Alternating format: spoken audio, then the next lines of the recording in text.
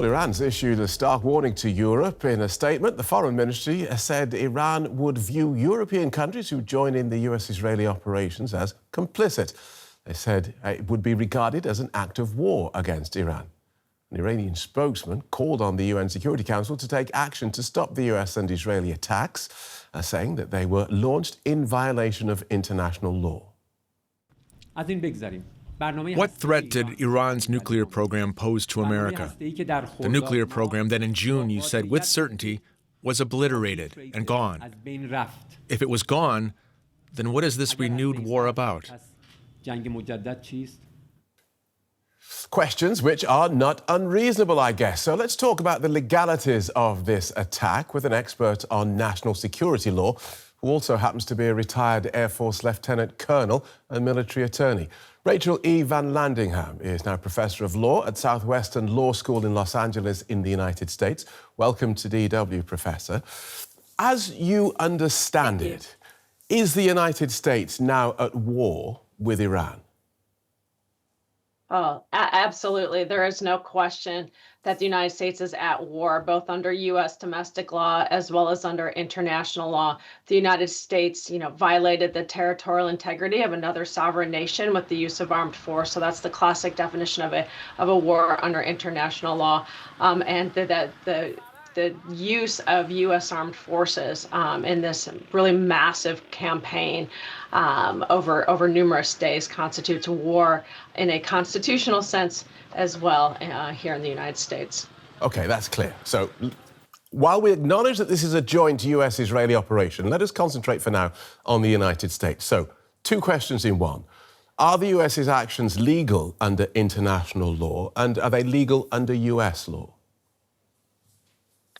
Unfortunately, they're not legal under either of those paradigms. The United Nations Charter prohibits the use of force against the territorial integrity or political independence of another state unless there is United Nations Security Council approval or it's in self-defense. And self-defense brings with it the requirements that there has to be an imminent armed attack against the United States or United States interests.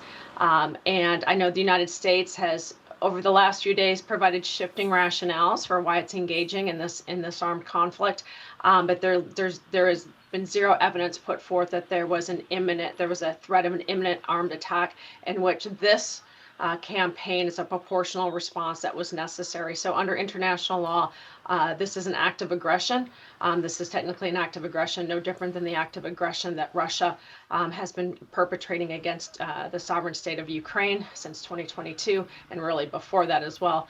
Under United States law, the United States Constitution, our fundamental charter, divides war powers between the president and Congress. However, it places the primary war powers in Congress's hands. And why? Because Congress is the U.S. Parliament.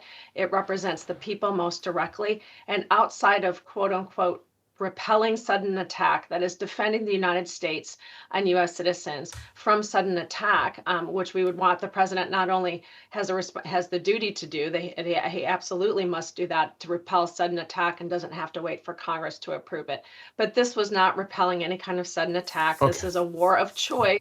And it's a war of choice that Congress, being the direct representatives of the people, should have been consulted with and should have approved ahead of time. And that's really one of the most chilling aspects of this war of choice, is that it is a very much seems to be a manifestation, a symbol of an authoritarian regime. An authoritarian regime is one that does not listen to other branches, and this one is.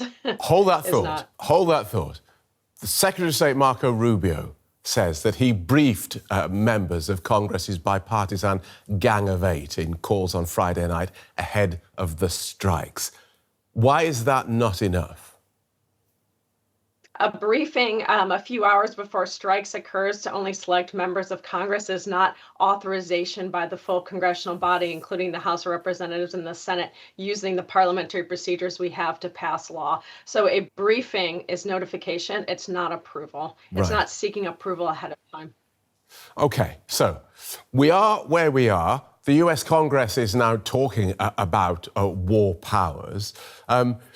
Can they catch up? Can they give retroactive permission, or can they actually stop this? What's the Congress's role now that this ball is rolling? Well, we do seem to be in a very unique position here in which major combat operations have been engaged in without congressional approval. I mean, the closest analogy, I think we'd have to go back to the Korean War in the 1950s, in which President Truman did order troops actually deployed to the Korean Peninsula without congressional approval. And, Congress after the fact had to play catch up. Here, Congress could approve it. They could cut off funding.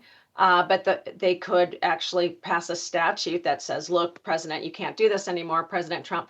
That's highly unlikely given the composition of the United States Congress today. There's a slim majority of the president's party, and therefore there would have to be a supermajority to be able to overcome a veto by the president. So basically, Congress hasn't been able to do anything, and I don't think they will be able to do anything because they control that legislative branch. And I want to highlight that this is a flipping of what the Constitution actually says, and I can address that in another question. Well, you're covering a lot of ground, and it's very clear. So thank you for that. But here's the thing: so as you read it, the United States is at war. This war is illegal under U.S. and international law because the president did not seek congressional approval. Congress may or may not give that approval. Where or what is or are the sanctions against the president for taking this action if it is deemed ultimately unlawful? Because what we're seeing over the last few months is an awful lot of laws and norms being trampled over, and lots of people waving fingers and saying, stop this, stop this, stop this, it's wrong, it's illegal. And that's it. Lots of talk, no action, no one pulling on the reins. So are there sanctions to be taken against this president for this illegal war, as you see it?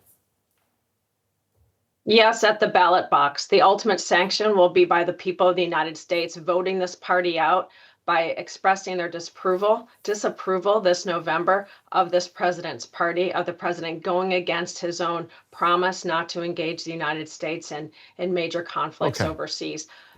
So legal sanctions, there are very, very few. Understood. So we're at a strange new world. I do want to press on, though, because I don't know if you saw Pete Hegseth, the US Defense Secretary, yesterday. He told reporters that the Iran attacks were, quote, on our terms and without our traditional allies who wring their hands and clutch their pearls, hemming and hawing about the use of force. How does that sound to someone like yourself, who was a chief advisor on the international law of armed conflict at US Central Command? It sounds sophomoric, immature, and absolutely ridiculous, and really does a disservice to US service members who are honorably exercising the use of force according to law. And he really dumbs that down and makes it a political soundbite by saying that we clutch our pearls. So first of all, he's trying to feminize the law and legal restraints, and by ridiculing our partners who shed blood on Americans' behalf. We had numerous allies in both Iraq and Afghanistan that lost men and women there fighting because we asked them to fight for us. So to ridicule their commitment to the rule of law, their commitment to minimizing civilian casualties in war, is incredibly offensive, and it goes against everything that the United States military has dedicated itself to for decades. The United States military, following Vietnam, engaged in a huge amount of soul searching, institutional soul searching, and established numerous mechanisms, processes,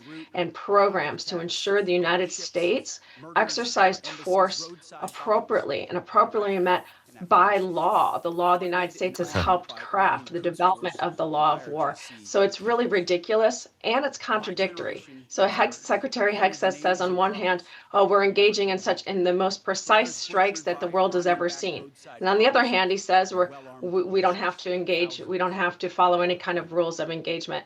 Well, rules of engagement are where things such as how the proportionality requirement is implemented. Okay. How many civilians can be killed in one particular strike? So is he saying, or how can we be precise if we're not going to actually implement those rules? So I think his is a lot of political propaganda. He's a lightweight. He has no business being the Right. Secretary Okay. of Defense. And these kind of comments reflect that. All right, we've got that. Let's not just get into name calling. The sanction, as you see it, the only sanction that the United States can take against a president who, in your view, has broken the law in this way is to remove him at the ballot box. Internationally, we have the UN Secretary General condemning the US and Israeli attacks against Iran. He's also condemned Iran's retaliatory attacks for violating the sovereignty and national territorial integrity of countries across the Middle East. Is that as much as the Secretary General or indeed the UN can do? The UN General Assembly can do what they did following the U.S. invasion of Panama in 1989 and pass the UN General Assembly resolution expressing their disapproval and their outrage. But those resolutions are non-binding because of the Constitution of the United Nations, which puts its primary power into the Security Council and gives countries like the United States ultimate veto power over anything that comes out of the Security Council. So those are expressions of disapproval, and it can make the United States and Israel life can be made difficult for them in the use of soft power on the international stage, making it more difficult and when negotiating. But there's actually no teeth to that. And I would like for you to ask me again about implications, about consequences that the United States Congress can take here, because there is more, it's more nuanced than this is simply illegal because Congress didn't say yes. If Congress continues to acquiesce and Congress continues to fund this war, Congress is de facto approving this war. Right. Congress could decide to pass law and not fund this anymore. But the composition of our Congress is in the hands of this president. So they're not going to do that. So in one sense, you can say Congress is approving this after the fact because they're not doing anything statutorily to stop it. Thanks for whizzing us through that so clearly, Professor, retired Air Force Lieutenant Colonel, Professor Rachel E. VanLandingham from Southwestern Law School in Los Angeles. Thank you so much for having me.